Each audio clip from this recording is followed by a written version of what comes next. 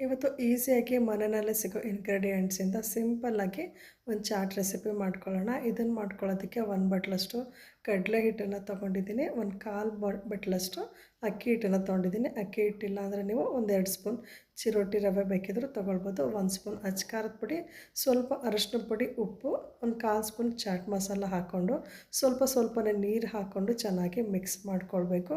ಈ ಹಿಟ್ಟನ್ನು ತುಂಬ ತೆಳುವಾಗೂ ಕಲಿಸ್ಕೊಳ್ಳೋದು ಬೇಡ, ತುಂಬ ಗಟ್ಟಿಯಾಗೂ ಕಲಿಸ್ಕೊಳ್ಳೋದು ಬೇಡ. ಈ ರೀತಿ ಹಿಟ್ಟನ್ನು ರೆಡಿ ಮಾಡಿ ಇಟ್ಕೊಂಡು ಇದಕ್ಕೆ 1 ಬೌಲಷ್ಟು ಕಡಲೆ ಬೀಜ ಹಾಕಿ ಚೆನ್ನಾಗಿ ಮಿಕ್ಸ್ ಮಾಡಿಕೊಂಡು ತಕ್ಷಣ ಇದನ್ನು ಎಣ್ಣೆಯಲ್ಲಿ ಫ್ರೈ ಮಾಡ್ಕೊಳ್ಬೇಕು. ಇದನ್ನು ಕಲಸಿ ಇಡಬಾರ್ದು.